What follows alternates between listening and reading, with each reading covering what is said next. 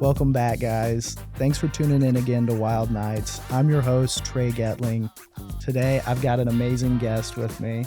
I want to introduce you to Amanda Dunson. The one and only. That's right. How are you doing today, Amanda? I'm good. As I always say, I'm well fed, sir. Well fed. Nothing wrong with that. Yes, indeed. So you're a very, very unique guest. We've got so many different areas we're going to go into. So many unique traits. Buckle in, gang. Let's go. Before we go there, why don't you just take a couple minutes and, introduce yourself, tell the viewers a little bit about you. Wonderful. My name is Amanda. I am a Boise local. Not born and bred, but definitely bred.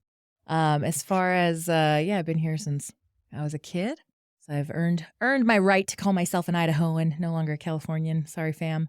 And, ultimately just love the community, part of it. Currently a voice actor.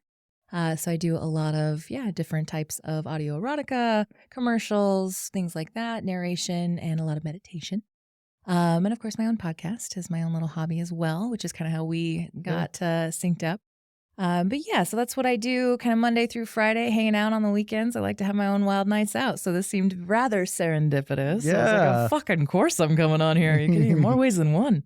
It seemed to be a good fit. But I told him the only way that I was coming on this podcast is if he took public accountability for being a fuck ass for when we hung out. So that was my thing. And you said, okay, so that's where we're going to start. But it was good. No, I met you at the speed dating event, which was super fun. And then we just kind of ended up connecting over podcast. And I found you very interesting. So I entertained it. And you invited me out for drinks and I obliged. Absolutely. Enjoyed that. And we had a great time. And then the night kind of took a left turn. And I was like, what in the 5 fucking 6 is happening right now? I cannot believe this is happening. I will tell you. So we go back to your place and like we were walking back to my car. And I remember saying, because I told you several times I was meeting a couple after you and I were going to, be done. And it was getting a little later, but I wanted to go. Hold on real quick. Can you expand when you say meeting a couple? Can you expand on that just a little bit? I had lined up just a threesome with a couple. I was being a unicorn for this couple. And we'd been talking throughout the week and I was super excited. So when I showed up to our date, I was like, hey, I got a hard stop at like midnight. Like I need to get there between 11:30 and midnight. They're waiting for me. But I told him I had a little shindig beforehand. And so, it was just a little threesome, which was super fun. Sure. I had a great time. It was wonderful. And so we were walking back to my car because I'm like, I'm going to Uber your house. I'll just give you a lift. And you were like, so what's your wildest night out? And I was like, oh man, hopefully tonight, like inquiring about this threesome. And you had made a comment about like, oh man, setting the bar high for me or something like that. And I was like, oh fuck. Shit, should I like what? And I was like, oh, okay, we're going to see where this goes. And we go back to your spot because I wanted to see your setup. I wanted to see your digs. And then also like listen to some music. I wanted to play some music for you. And we were just hanging out and we started making out and you're a great fucking kisser. So I was like, this is nice. I like that. That's super great. But then you went like Dr. Jekyll, Mr. fucking Hyde on me because you were like, oh, so you're going to stay? And I was like, no, man, I got a hard stop. Like I got to get out of here. And you completely dropped the mask. And you were like, all right, well, you should get going then.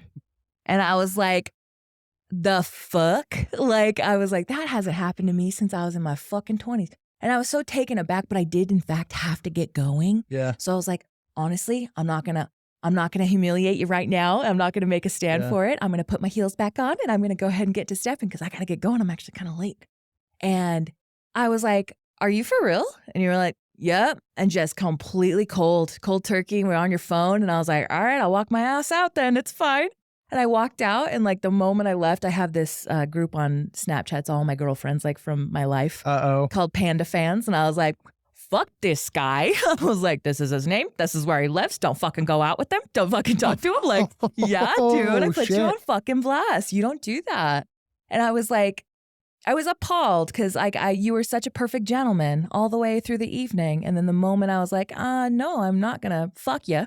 It was this weird energy. And I was like, all right. But I had a feeling. I was like, I'm going to give him 5 to 7 business days because that's your deal, right? I'm going to let her cool off for a little bit. And then you hit me up and I was like, this fucker would. And I said, okay, the only way I'm going to come on here is if you take public accountability and apologize for your behavior. And you chose not to apologize then and there as well. You even called me after you texted me and you said you had a few drinks.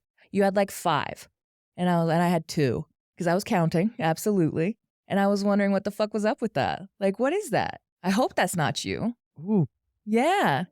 Bro, does somebody have like a fire extinguisher? I know. Sean, anybody in the That's what this production feels studio like. I was like, got like a "Ugh." fire extinguisher here? And I was like, there's some humility to him welcoming back. Because like one of the top 3 biggest things for men is to be not to be embarrassed by women. I was like, well, he's inviting me back and he's opening up me blasting him. So let me ask you, there. how did you feel in that moment whenever I just was like, okay, get the fuck out? Not surprised. I was. Well, no, you just said you feel surprised. Not from the behavior coming from you though. I said taken aback because the entire evening you were a gentleman, but not surprised from the actual behavior and how misogynistic and quite frankly young it was. And I was happy that I am 34 and in my own womanhood, because take 10 years off of me, that would have been humiliating. That probably would have made me cry instead of laugh, like honestly.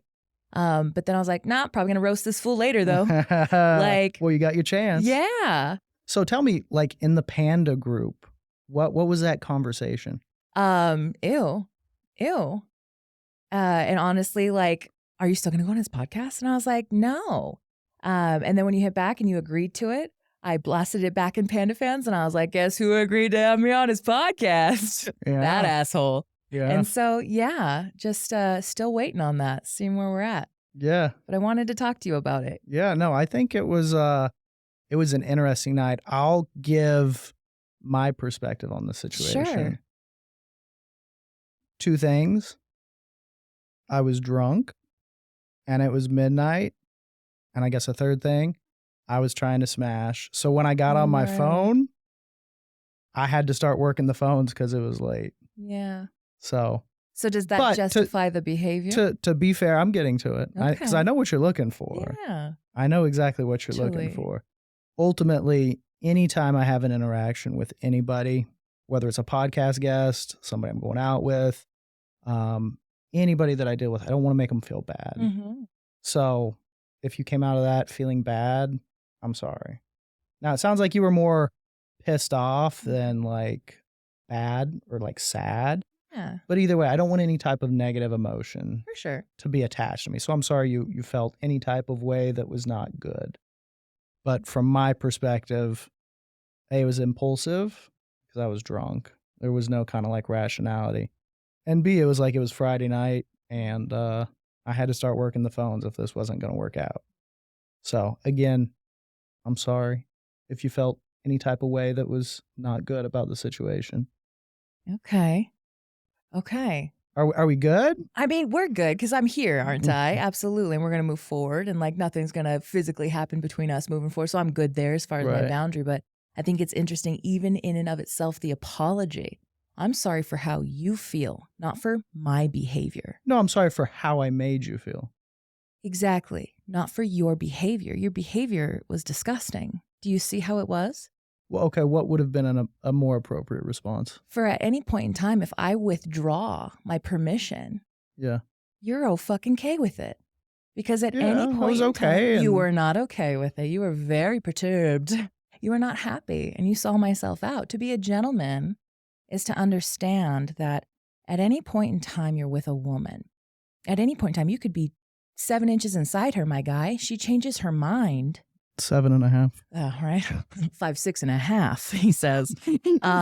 You need to oblige and be respectful because at any point in time you're not feeling it, that's supposed to be reciprocated. So again, even within your apology, I'm sorry for how you feel, how you made me feel. You made me feel that way because your behavior was trash. But there was nothing that was not there. Let's just be clear here, YouTube. There was nothing that was not consenting, right? Correct. Because you pulled your consent and then I just said, okay, and leave. Your attitude towards that poll was atrocious. Yeah, but let's be clear, there was nothing that was not correct. I will give you that. True and correct. Yeah, absolutely. Yeah, 100%.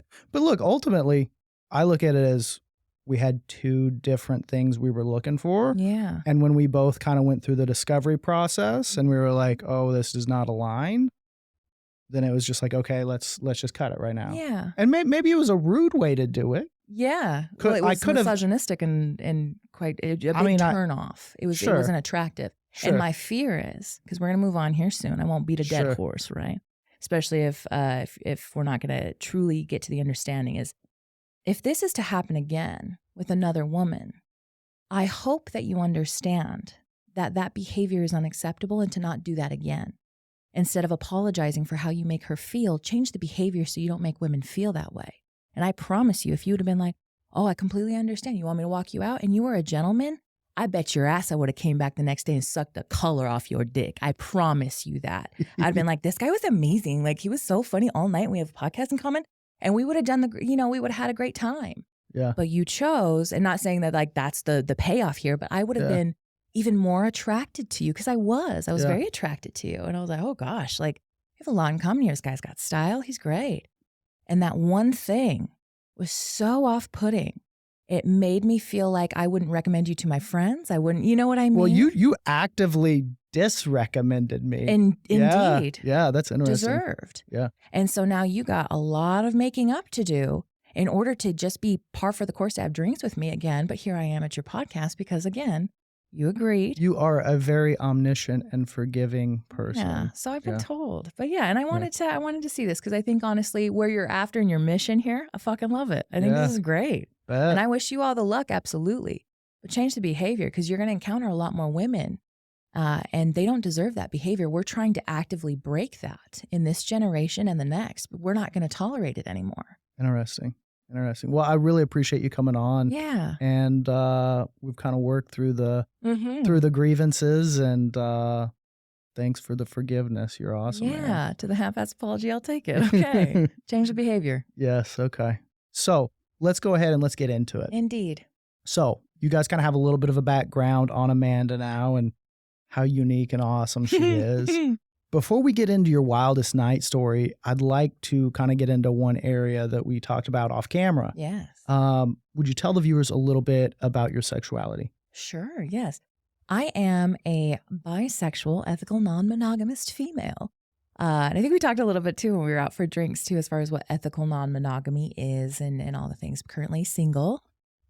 And I think I officially stepped into my bisexuality probably in my 30s. I'm 34, like I said.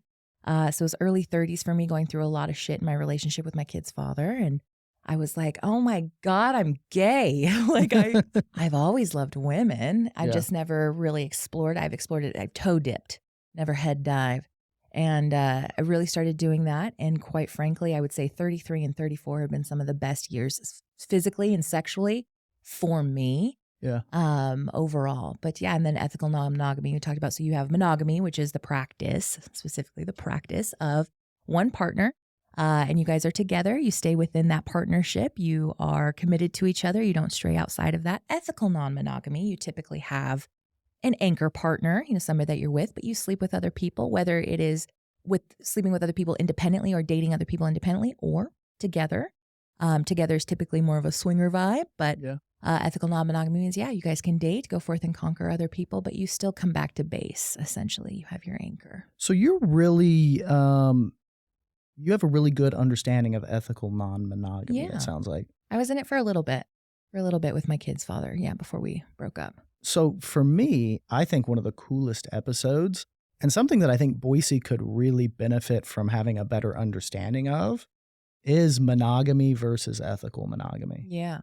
I think it'd be so cool if we had a round table. I agree. We had like two people that, maybe who are really understanding of ethical non-monogamy and then two people who really support monogamy. Yes. And really just kind of like air out the differences between the two and the pros and cons. I think that'd be so fascinating. There's a lot of judgment to E&M couples as well, especially from, I feel this is my personal belief, like from monogamous, I can never do that. That like judgment, that like snooty, turn your nose. It's for the others. I could never do me, that. I think that's great for you. And almost this undertone of like, sorry, your partner doesn't make you happy, holy. Yeah. Well, yeah, bitch, I'm gay. Like, and even if I married a woman or chose to date a woman, I still have aspects of, I love men. They're great.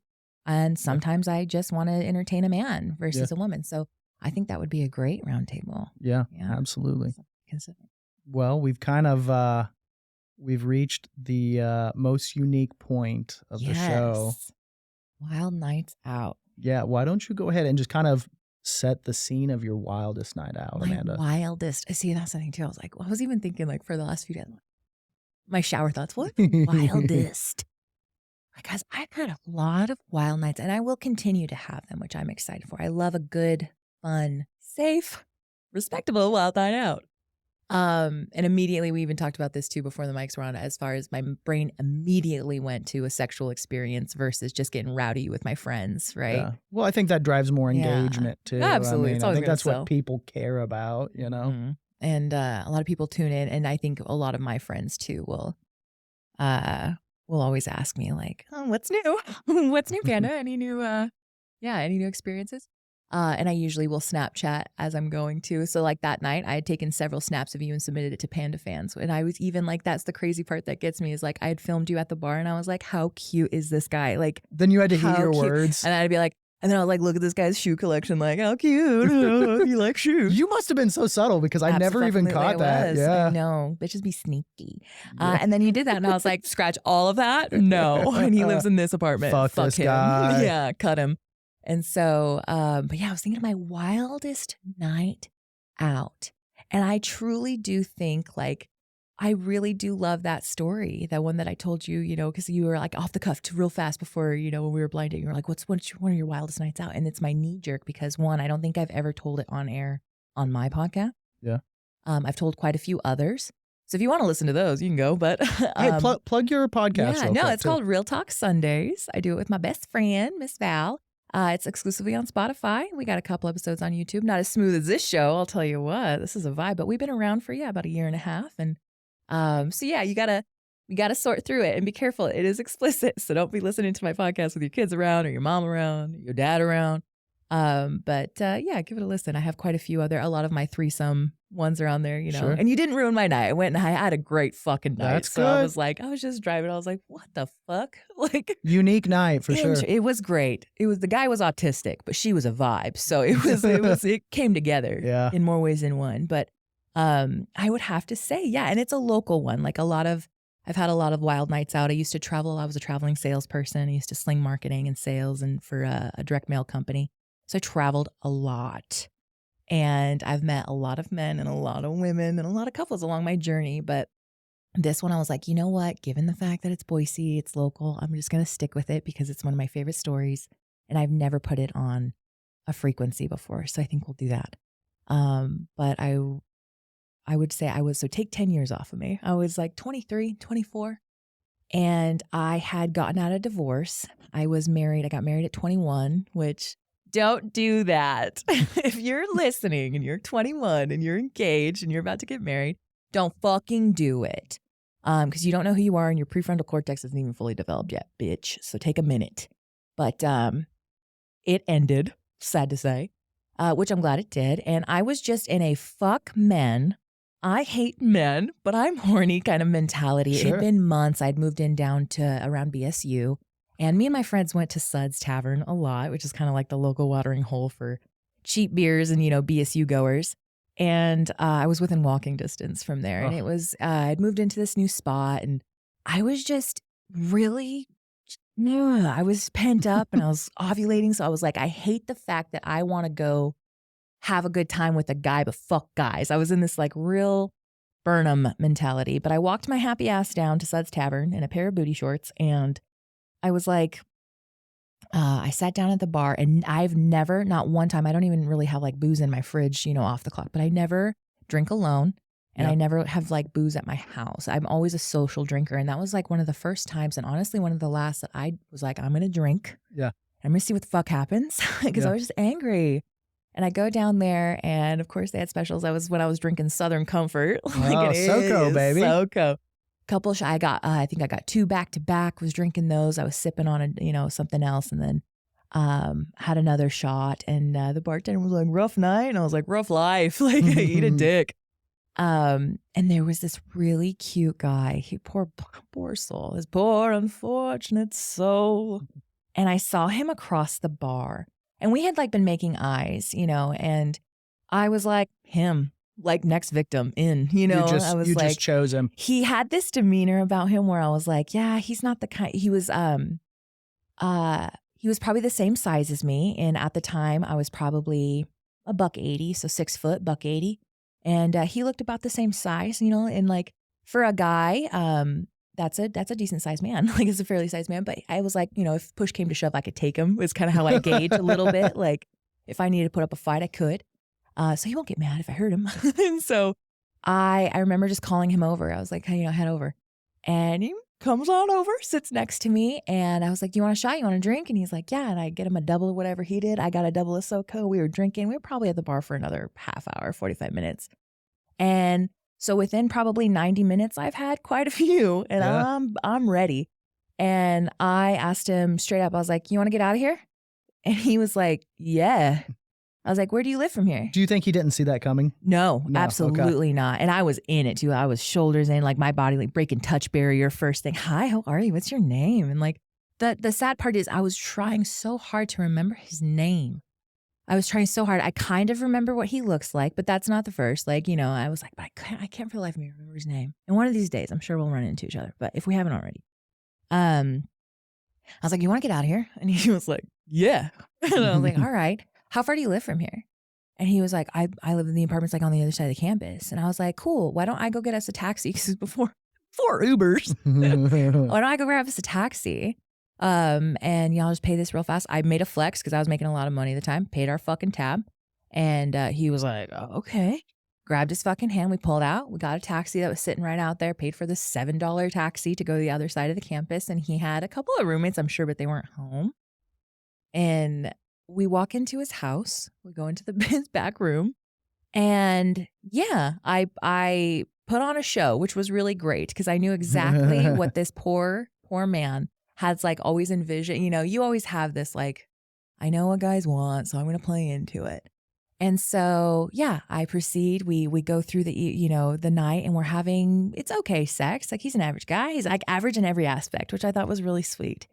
And I get on top of him and I'm riding him and I could tell he's trying real hard not to come. Like he's trying so hard. And I was close, but I was like, I don't know. If he nuts, then no, that's not going to happen. And I got so angry in that moment. And I just remember thinking like, it's not fucking fair that you get to come and I don't get to come. And I even like, you know what I mean? And men suck. Like it was just this whole thing that flooded me all at once. And I was in this power position and he had no idea like all this shit's going on. I'm just spinning myself up over all of these predecessors, you know, all these men previously in my life. And in this moment, I was like, fuck this guy.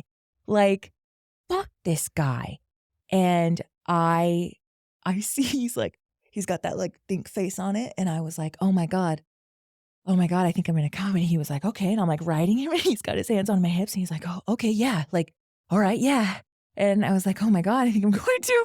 And he was like, great. And I make a whole display of it. I rear back and I fucking slap him.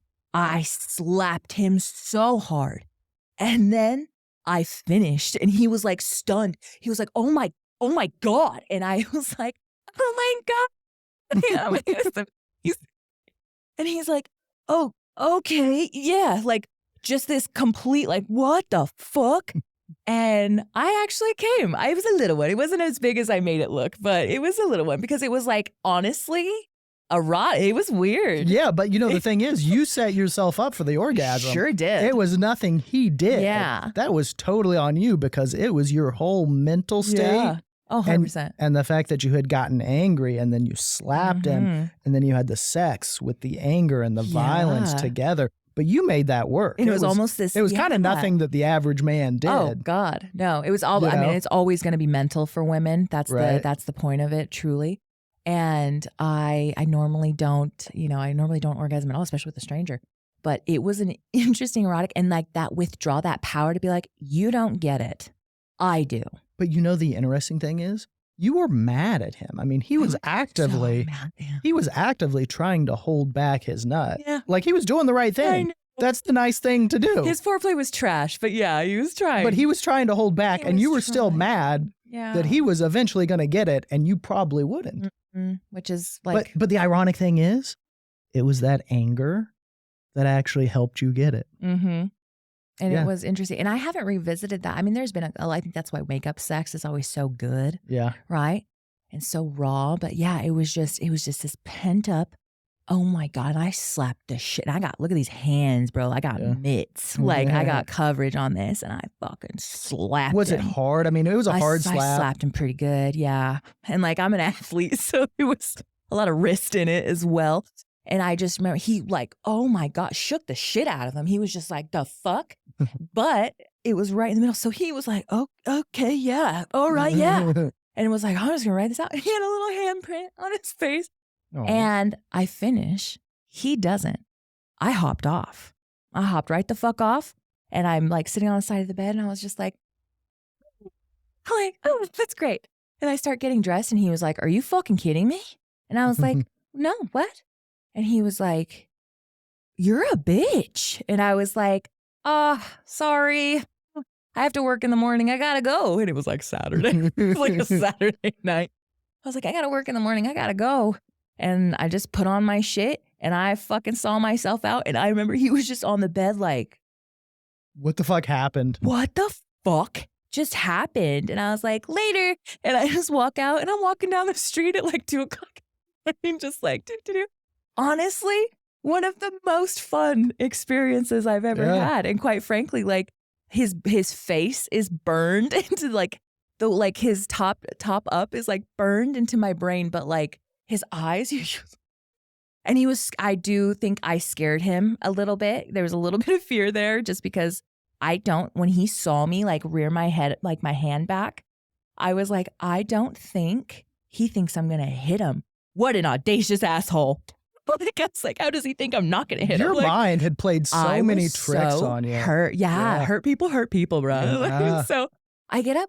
I walked on my happy ass home. It was a beautiful walk home. It was a perfect summer night. And I just walked home and slept like a goddamn baby. Woke up the next day and was just like, this is fabulous. Like a little bit of a role reversal. Yeah, there. No resentment either. No, still to this day too. I'm like, it sucks to suck, I guess, but like he's fine. Like he's got a story too. He's got his own times, I'm sure. Yeah, but like, and it was, I just had never done and still have never done anything like that. It was very out of pocket for me, but I was very hurt. Yeah. And we still had a good time. He was safe. Well, let me ask you. I didn't kill him.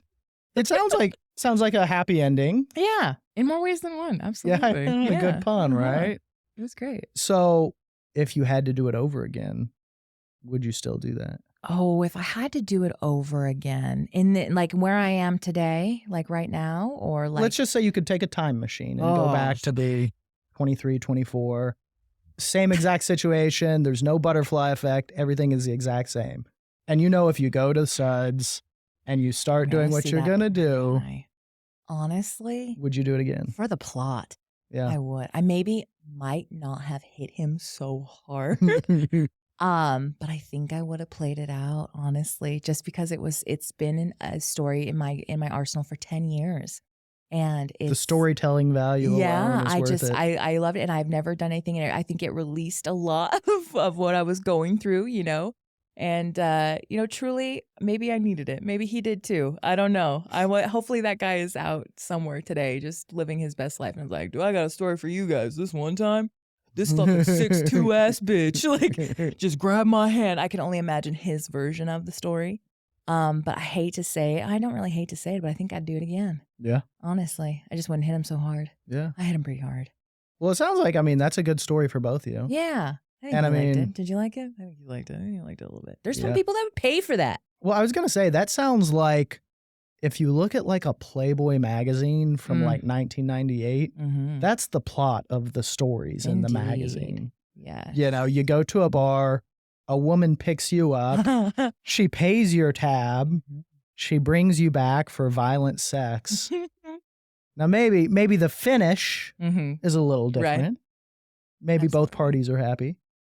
But ultimately, It's still pretty close to the plot of a Playboy story from the Yeah, 90s. absolutely. Yeah. There's a lot of times where people are like, can I pay you to do, just absolutely mean, or like spit in their mouth and slap them or, sit on them, which I think is weird. But hey, to each his own. Have you ever thought about like a dominatrix type thing? I did it for a little bit. I did it for Okay. like a year when I was younger because I really needed money. Yeah. And I really hated men at the time. Yeah. And so, yeah, I made some money. It was Good. great. Got a lot of outfits, which was great. Got a lot Yeah. of free shit. I ended up getting I'm not bored of it or tired of it, but like, I don't know, I just got over it. Something Yeah. just clicked and I was like, I like making my money like a different way. Yeah. Good for you. Yeah. Good for you. Well, that's a pretty fucking nuts story, dude. Pretty fun one. Yeah. And I don't know if that's like my wildest, but it's definitely one that's close to my heart. It's a good one for sure. I like that one. It's Well, my favorite. That's been a good story. You're an awesome person. Thank you for your forgiveness and for coming on the Thanks podcast. for having me out. If they love it, they want to hear another one, I'll come back for a feature. Who knows? Well, tell us too. Plug your own podcast one more time and tell us, maybe just give us just a couple minutes My of like elevator. of what people could expect if they tuned in. Yeah. Well, my podcast is called Real Talk Sundays. It's exclusively on Spotify. And it's about authentic communication between everyone from all walks of life. So we interview a lot of people from the, Treasure Valley, the community, and really a lot of different places. We do a lot of impromptu as well. Our friends in the backyard, and as well as people that really have made an impact in the community. So, but it is explicit and it is fully sexually charged in most, in most ones. But we basically have it's Russian roulette meets Hey Google. Yeah. So hang on for that. And if you want to give us a listen, absolutely. And we're also on YouTube or realtalksundays.com as well. You can find all of our playlists, everything. We feature a lot of music and up and coming artists. But yeah, check us out. Awesome. Well, you're the best. Thank you so much for coming on, Amanda. Anytime. Thanks for tuning in. And again, guys, before we close out, one thing, this is another kind of happy story, but behind a lot of the stories, there is some trauma. And, it can fuel like mental health challenges and things like that. So if you are struggling with your mental health or you know somebody who's struggling with your mental health, definitely check out the link that I'm going to provide to NAMI. They've got a crisis line. They can help you out. There's no shame in looking at help. So definitely check that out. And we'll see you again soon. I love Peace. that.